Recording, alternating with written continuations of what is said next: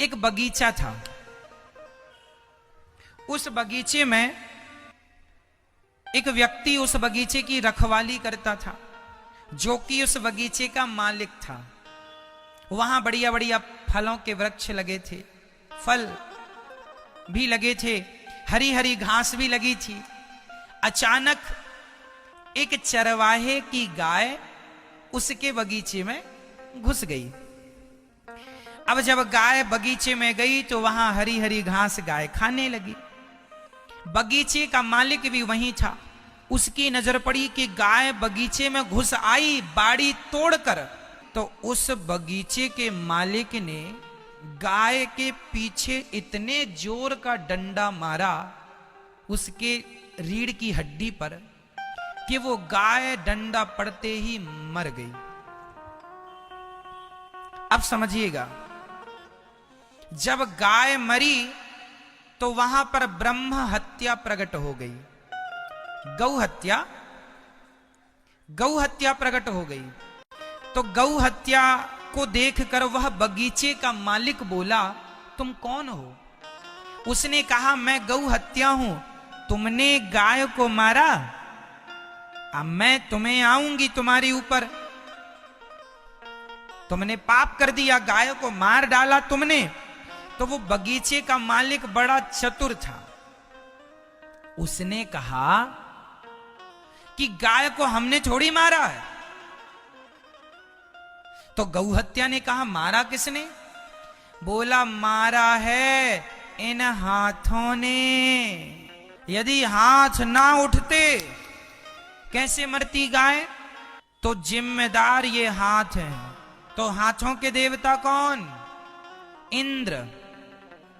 हाथों के देवता शरीर के हर अंग के देवता होते हैं, तो हाथों के देवता कौन? तो उस बगीचे के आदमी ने अपनी चतुराई से गौ हत्या से कहा कि ए हत्या, तू जा इंद्र के पास और इंद्र को लग जा। तो हत्या गई इंद्र के पास। अब इंद्र ने देखा, कौन हो? मैं गौ हत्या हूं, यहां क्यों आई हो? बोले, आपने मारा है गाय को। इंद्र बोले, हम तो यही हैं, यहां तो गाय हमने मारी नहीं। बोले, नहीं, वो बगीचे का एक आदमी है, उसने कहा कि तुम हाथ पर बैठते हो, और हाथ ने गाय मार डाली। इंद्र समझ गए मामला कि बड़ा चतुर आदमी है। मनुष्य मृत्यु लोक का आदमी खोपड़ी में भले अच्छा सोचे ना सोचे, ऐसी सोच जरूर रखता है बचने बचाने की, कि कैसे बचूं। तो इंद्र भी कम चतुर नहीं। इंद्र ने कहा, अच्छा ये बताओ गौ हत्या, कि यदि हाथ ने मारा तो हाथ तो तब ही मारते ना, क्योंकि हाथ तो मन के अधीन है, बुद्धि के अधीन है। भाई बुद्धि ने आदेश दिया मारो, तब ना मारा। तो जाओ, बुद्धि के देवता भगवान ब्रह्मा है, जाओ ब्रह्मा जी के पास। अब हत्या ब्रह्मा जी के पास गई। ब्रह्मा जी, लो हमें। ब्रह्मा जी बोले, कहां से आई हो? बोले, मृत्यु लोक से, इंद्र के पास, इंद्र के पास से आपके पास। पूरा मामला ब्रह्मा जी ने समझा। ब्रह्मा जी बोले, एक काम करो, अरे बुद्धि भी क्या करती, हाथ भी क्या करते, यदि पांव ना चल के जाते तो गलती पांव की। पांव क्यों चल के गए? गाय तक चल के कौन गया? गाय तक चल के कौन गया? पांव। इसलिए पांव के देवता हैं भगवान नारायण। चरणों के देवता कौन? चरणों में भगवान का वास होता है। इसलिए कोई भी आदमी हमेशा चरणों का ही स्पर्श करता है, क्योंकि चरणों में भगवान श्रीमन नारायण का वास होता है, इसलिए चरण छुए जाते हैं। जाओ नारायण के पास।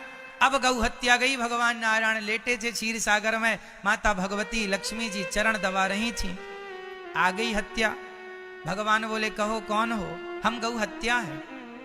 तो यहां क्या कर रही हो? बोले, मृत्यु लोक से इंद्र के पास, फिर ब्रह्मा जी के पास, अब आज आपके पास आई है। भगवान बोले, किसने भेजा है? बोले, मृत्यु लोक का एक आदमी फलाना बगीचा है, वहां पर रहता है। भगवान बोले, जरा 2 दिन रुक जाओ, मैं कंफर्म करता हूं। अब आप बताइए, उस गौ हत्या का मूल अधिकारी कौन है?